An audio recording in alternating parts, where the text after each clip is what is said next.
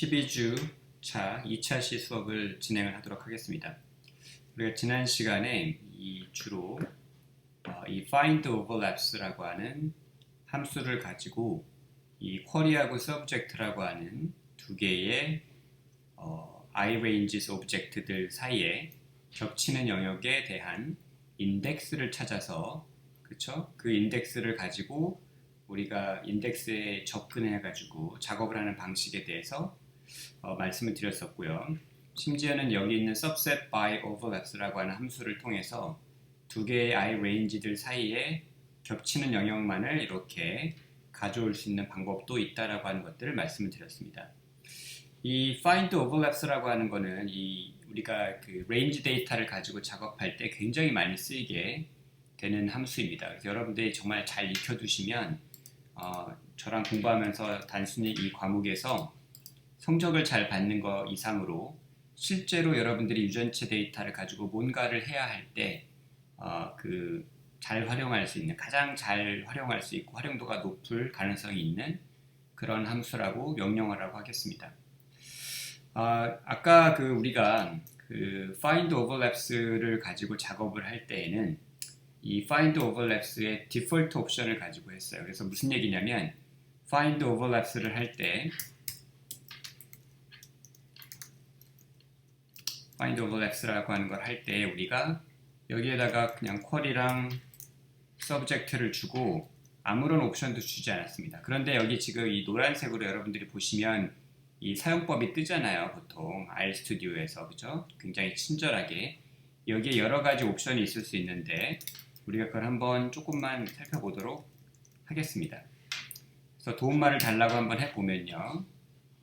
iRange에 있는 find overlaps 이렇게 돼 있고요. 여기에 한번 쭉 따라가 보시면 이걸 확대를 좀 했습니다. 도움말을. 자, 좀 보이시나요? 전체적으로 다 확대가 되긴 했는데 어쨌든 이따가 나중에 우리가 감안을 하면 되니까요. 물론 지금 일단 커진 상태로 놔둬도 전혀 문제가 없고요. 자, find overlaps라고 하는 함수를 보시면 여기 query subject 이렇게 있고 여기에 무슨 max gap, minimum overlap 이런 것들이 추가가 돼 있고요. 그 다음에 여기 type이라고 하는 것들 하고 select라고 하는 게 있는데 이게 이제 굉장히 유용합니다.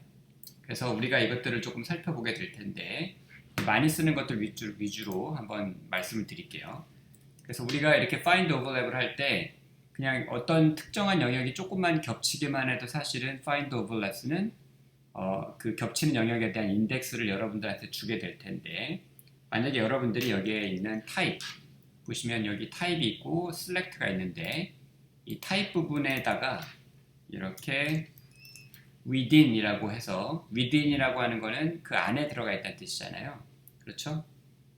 디폴트 값은 n입니다. 그래서 타입 자체, 겹치는 타입 자체가 어떤 식으로 겹쳐도 겹치든 상관이 없다는 게 디폴트 값이고 그 기본 값으로 되어 있고요. 만약에 여러분들이 within으로 하면 자, 한번 결과를 보도록 하죠.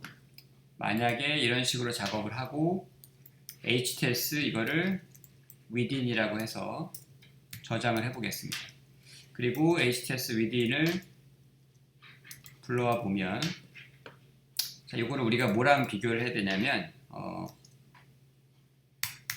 원래 query랑 그쵸? 그리고 좀 줄여야겠습니다. 좀 줄여서 보도록 하죠. 그래야 우리가 다 비교를 해서 작성을 할 수 있습니다. 그 다음에 subject를 보시면 이렇게 되어 있고요. 지금 보면 여기에 3번하고 역시 이제 find overlaps는 인덱스를 주는 거기 때문에 3번하고 2번 이렇게 첫 번째 관계가 되어 있죠. 이게 뭘 의미하는 거냐면 여기에 있는 세 번째 19 그쵸? 쿼리의 19번 19가 그쵸? 길이가 1밖에 안 됩니다. 위드스가 2번 여기에 포함이 되어 있다는 뜻이에요. 그래서 이 within이라고 하는 옵션을 여러분들이 이렇게 find overlap에 주게 되면 타입을 within으로 하시면 쿼리 중에서 서브젝트에 완전히 포함되어 있는 것들을 찾아주게 됩니다. 한번 하나만 더 볼까요? 그래서 4번 영역과 서브젝트의 3번 영역이 이렇게 표시가 되어 있는데 4번이 D죠. 11부터 15 그쵸? 그리고 여기에 3번이 바로 10부터 16이니까 11부터 15는 10부터 16 안에 완전히 포함이 되어 있습니다. 그렇죠? 그 안에 들어가 있는 영역이 되죠. 이렇게 하면 subject range에서 그 완전히 안쪽에 포함된 영역들만을 쿼리에서 찾아주게 됩니다. 가끔 겹치는 영역이 여러 개일 수도 있는데 첫 번째 또는 마지막 영역만 우리가 그 결과로서 갖고 오고 싶을 수도 있어요.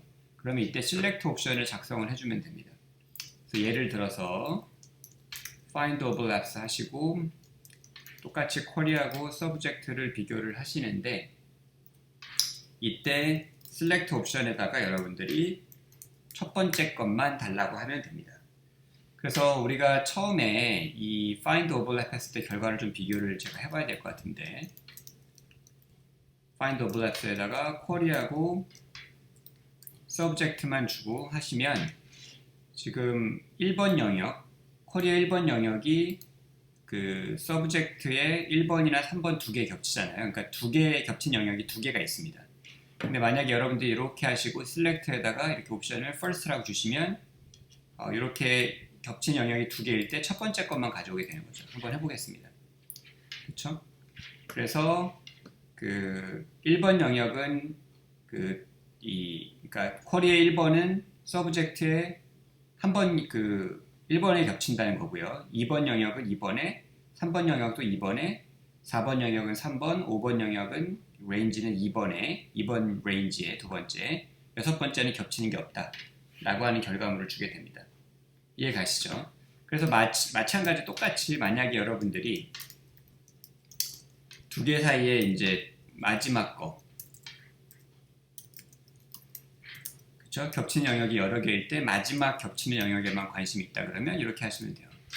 그러면 여기 보시면 이 1번 영역이 그 서브젝트의 1번, 3번에 겹치게 되어 있는데 두 번째 것만 결과를 주게 됩니다. 그래서 1번 영역은 3번에 겹치고 2번 영역은 2번, 3번 영역도 2번, 4번 영역도 3번, 5번 영역도 2번, 6번 영역은 겹치는 곳이 없다 라고 하는 것들을 이제 이런 식으로 찾아주게 되는 거죠.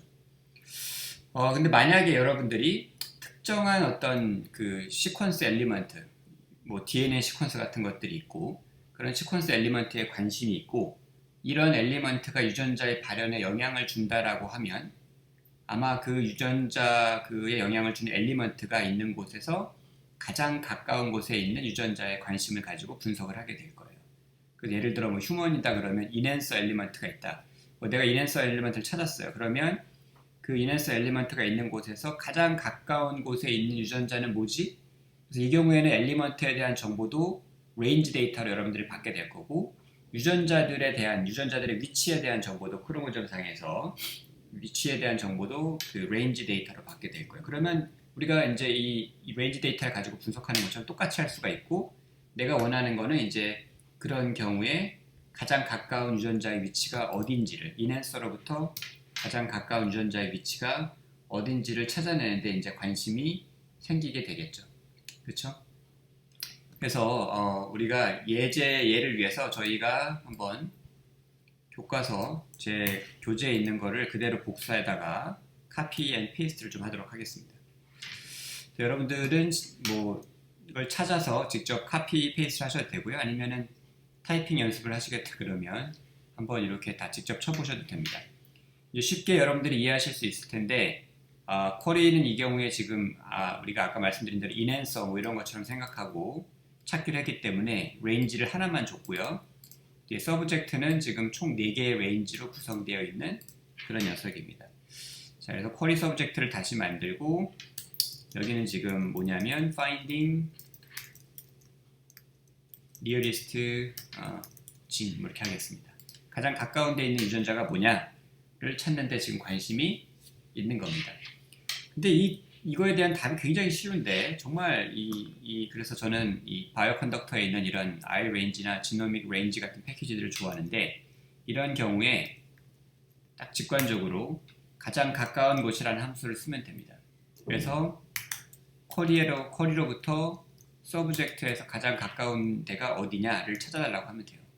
그러면 두 번째 영역이더라고 이렇게 찾아주게 됩니다. 한번 진짜로 해볼까요? 한번 보세요. 지금 보시면 우리가 그 서브젝트 영역을 우리 지난번에 plot ranges라고 하는 함수를 만들었기 때문에 플롯을 해보면 지금 서브젝트는 이렇게 4개의 영역에 걸쳐 있고요. 우리의 쿼리는 6부터 13에 있습니다. 그래서 6이면 여기쯤 있을 거고 13쯤 여기 있잖아요. 제일 가까운 데가 어디예요? 여기서부터 6부터 13 사이에서 제일 가까운 데는 아마 이 영역일 거예요. 두 번째 영역, 그렇죠? 4부터 5까지의 영역에 해당하는 바로 이 레인지가, 그 레인지가 서브젝트에서 두 번째 그 범위에 해당하는 녀석이 쿼리에 가장 가까운 녀석이 될 겁니다. 재밌지 않습니까? 이렇게 하면 우리가 실제로 어떤 내가 관심 있는 대상으로부터 가장 가까운 유전자들 이런 걸 찾을 수 있어요. 제가 에그로박테리움 미디에이티드 트랜스포메이션이라고 하는 거를 하고 그런 이 tDNA라고 하는 엘리먼트가 유전체상에 이렇게 무작위로 삽입이 되게 되는데 삽입된 그 tDNA라고 하는 엘리먼트로부터 가장 가까운 유전자들을 찾아낼 때 이런 식으로 작업을 했었습니다. 실제로. 네. 그래서 여러분들이 이런 그 아래에 있는 바이오 컨덕터에 있는 패키지들을 이용하면 이런 작업들을 굉장히 손쉽게 할 수 있다는 거죠. 자, 그 다음에 만약에 여러분들이 그 서브젝트의 레인지 중에서 쿼리의 레인지 다음에 위치하는 녀석이 궁금하다. 그쵸? 그러면 우리가 precede 라는 함수를 쓰면 이걸 찾을 수 있습니다. precede는 선행하다 이런 뜻이에요, 영어로. 그래서 한번 결과를 직접 보겠습니다. precede 하시고 여기에 쿼리 자, 이렇게 하시면 세 번째 거라고 하는 게 나옵니다. 그렇죠? 그러니까 이게 뜻하는 바는 뭐냐면 쿼리가 서브젝트의 누구 바로 앞에 있냐, 누구 앞에 선행하고 있는 영역이냐를 지금 묻고 있는 거예요. 그래서 얘기해 주는 게 뭐예요? 바로 요놈 세 번째 있는 21부터 24까지의 맞나요? 아니군요. 예. 18부터 21까지 요놈 세 번째 영역에 해당하는 녀석이 우리가 넣어준 여기 있는 이쯤에 있는 지금 쿼리 영역의 뒤에 있다. 즉 쿼리 영역이 요놈의 바로 앞에 선행하고 있다라고 하는 걸 얘기해 주는 겁니다. 이건 좀 헷갈릴 수 있기 때문에 그 용법을 한번 잘 기억해 두실 필요가 있고요. 그 다음에는 follow라고 하는 함수가 있는데 이거는 이제 그 subject의 range 중에서 쿼리의 range의 앞에 오는 게 있다. 그러니까 내가 쿼리가 누구의 뒤에 따라가고 있는지를 물어보는 거예요. 그러면 물론 우리가 이제 이 그림을 통해서 답을 알고 있죠. 쿼리가 여기 있기 때문에 서브젝트가 맨 앞에 있는 놈이 요놈이잖아. 이 영역이기 때문에 쿼리는 이 두 번째 영역에 뒤에 따라오고 있습니다. 답은 2가 될 거예요. 이렇게 해보시면 자 2번이라고 답을 주게 됩니다. 그렇죠? 이제 만약에 이제 비교하는 영역이 여러 개라고 하면 좀 더 이제 복잡한 상황이 될 텐데요. 그럼에도 불구하고 크게 어렵지 않습니다. 좀 더 복잡한 예를 한번 제가 만들어 봐서 한번 비교를 해보도록 하죠. 이것도 그냥 타이핑하기가 너무 귀찮으니까 일단은 우리가 예제에 있는 교재에 있는 내용을 갖다가 이제 복사해서 붙이겠습니다. 좀 더 복잡한 예. 그래서 지금 여기에 보시면 1부터 1000까지 해서 5개를 뽑고 여기도 5개를 뽑아가지고 미드스는 10으로 해서 일정한 영역을 만듭니다. 그렇죠? 그러고 나서 보시면 이렇게 되어 있고요. 그 다음에 서브젝트는 이렇게 되어 있습니다. 그렇죠? 이 두 개의 영역 사이에 뭐 어떤 관계들을 이제 보고 싶은 거죠. 누가 제일 누구랑 가까운지 막 이런 것들을 지금 보고 싶은 건데 이렇게 지금 10개, 5개씩 해서 영역들이 있을 때 이들 사이에 제일 가까운 걸 보고 싶다. 각각에 대해서. 그러면 니어리스트를 똑같이 쓰시면 됩니다. 그러면 쿼리하고 서브젝트 이렇게 하시고 보시면 뭘 알 수 있냐면 자 32433이에요. 그래서 첫 번째 거는 여기 세 번째 영역에 제일 가깝다 라고 하는 걸 알 수 있고요. 그쵸? 그 다음에 두 번째 거는 두 번째 영역에 여기에 제일 가깝다 라고 하는 걸 우리가 볼 수 있습니다. 그래서 이렇게 니어리스트를 쓰시면 쿼리에 있는 각각의 영역의 레인지에 대해서 서브젝트에서 가장 가까운 곳을 찾아주게 됩니다. 그쵸? 그러면 이제 이것뿐만 아니라 사실은 제일 가까우면 그 거리가 얼마인지도 궁금할 수 있어요. 예를 들어서 아까 제가 말씀드린 대로 예를 들어 인앤서 같은 게 있는데 걔가 유전자로부터 거리가 얼마만큼 되느냐, 아니면 내가 너 그 tDNA 인서션이라고 아까 뮤탄트 만들었다고 했는데 그 놈이 그 인서션된 들어간 위치가 어디냐, 유전자의 프로모터에 있느냐, 프로모터에서 뭐 1000베이스 페어 떨어졌느냐, 500베이스 페어 떨어졌느냐, 아니면 그 유전자 안에 들어가 있느냐, 이런 것들이 궁금할 수 있거든요. 그런 경우에는 이제 우리가 또 쓸 수 있는 함수가 있습니다. 그래서 굉장히 편하죠. distance to, 직관적이긴 하지만 외우기는 어렵습니다. 어쨌든 가장 가까운 데까지의 거리라고 하는 함수인데 말 그대로 해석을 하면, 그렇죠?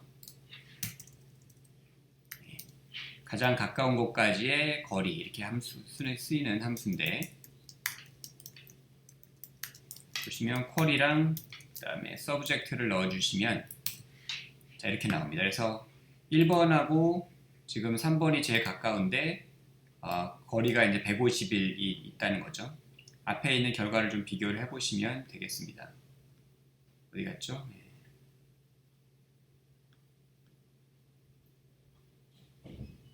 디어리스트한 결과가 여기 있죠. 여기 나왔습니다. 똑같은 결과예요, 사실은. 그러니까 이 쿼리에 있는 첫 번째 레인지는 이 서브젝트에 있는 세 번째 레인지랑 제일 가깝다고 했고요. 그 다음에 거리는 151. 두 번째 거는 두 번째랑 제일 가깝고 160 거리가, 그 다음에 세 번째 거는 네 번째 거랑 제일 가깝고 거리가 53 이렇게 되어 있습니다. 이렇게 하면은 내가 원하는 어떤 결과들을 이런 식으로 굉장히 쉽게 찾을 수가 있고요. 단순히 가장 가까운 게 아니라 여러분들이 만약에 어떤 페어와이즈 디스턴스에 관심이 있다. 그래서 이게 무슨 뜻이냐면 여기에 지금 서브젝트하고 쿼리가 이렇게 있잖아요. 쿼리 서브젝트가 있을 때 첫 번째 영역과 여기에 있는 첫 번째 영역의 거리가 그냥 궁금한 거다. 그러면 거기에 맞는 함수가 또 있습니다. 그래서 가장 가까운 영역을 찾아서 그 거리를 찾는 게 아니라 각각의 순서대로 각각의 어떤 거리, 그 영역들 또는 레인지들의 거리를 알고 싶다. 그러면 우리가 그냥 distance라고 하는 함수를 쓰시면 돼요. 그러면은 페어와이즈 거리를 찾아줍니다. 무슨 얘기냐면 이렇게 치시면 지금 요거예요. 쿼리의 1번 영역과 서브젝트 1번 영역 사이의 거리는 178이라고 하는 걸 얘기해 준 거예요. 이건 2번하고 2번 사이의 거리, 3번하고 3번 사이의 거리, 얘는 4번과 4번 사이의 거리, 얘는 5번하고 5번 사이의 거리를 나타내 주게 됩니다. 이해가 가십니까? 그래서 여러분들이 어떤 그 레인지 데이터들을 가지고 다른 레인지 데이터들하고 비교할 때 이런 함수들을 사용을 하시면 내가 관심 있는 특정한 어떤 영역이 다른 레인지 데이터에서 어디에 자리를 잡고 있고 그 레인지 데이터에 누구하고 제일 가깝고 그 다음에 그 거리가 실제로 얼마이고 이런 정보들을 여기 나와 있는 다양한 그런 명령어들을 통해서 여러분들이 실제로 획득을 하고 다음 분석에 사용을 할 수 있게 되는 겁니다. 이해가 가시나요? 여기 지난번에도 말씀을 드렸지만 다만 여러분들이 주의하다기보다는 꼭 기억하셔야 될 점은 여기 나와 있는 함수들이 굉장히 직관적이에요. 앞에 앞서가는 거, 내가 누굴 뒤따르는지, 제일 가까운 애가 누군지, 그 다음에 제일 가까운 데까지 거리는 어떻게 되는지, 이런 명령어 이름 자체가 굉장히 직관적이긴 하지만 이런 것들이 워낙 많이 나오기 때문에 지금 위에서부터 보시면 뭐 count overlap, find overlaps 이런 것들이 굉장히 많이 나오기 때문에 실제로 사용할 때는 여러분들이 자주 사용하셔서 익숙해지지 않으면 딱 어떤 분석을 하려고 딱 컴퓨터에 앉았을 때 데이터를 받고 나서 아무런 생각이 들지 않게 됩니다. 그래서 이 교재라든지 그 다음에 제가 지금 촬영해서 보여드리고 있는 이 동영상들을 자주 보시면서 연습을 하시고 실제로 이제 여러분들이 그 지놈 데이터, 그러니까 유전체 데이터를 가지고 이런 작업들을 몇 번 해보시면 굉장히 익숙해지고요. 잘 사용하실 수 있게 될 거라고 하는 것을 제가 꼭 장담을 드립니다. 그리고 이런 걸 하실 수 있게 되면 정말로 여러분들이 유전체 데이터 분석에 한 걸음, 아니 한 10걸음 정도 더 다가갈 수 있게 되는 거고, 혹시 여러분들이 원하는 바 또는 꿈꾸는 바가 유전체 분석 회사에 어떤 입사를 하거나 또는 유전체 분석을 관련해서 연구를 하고 싶다거나 그러시면 바로 이런 R 패키지를 바이오 컨덕터와 같은 패키지들을 잘 사용하시는 것이 그 꿈에 다가갈 수 있는 첫 번째 걸음이라고 감히 제가 확실하게 말씀을 드릴 수가 있습니다. 다음 시간에는 우리가 지노믹 레인지스라고 하는 패키지를 살펴볼 텐데 그 전에 우리가 이제 중요한 개념 중에 하나인 run length encoding이라고 하는 것을 먼저 간단하게 살펴보고 다음 시간에 지노믹 레인지스에 대해서 설명을 이어가도록 하겠습니다.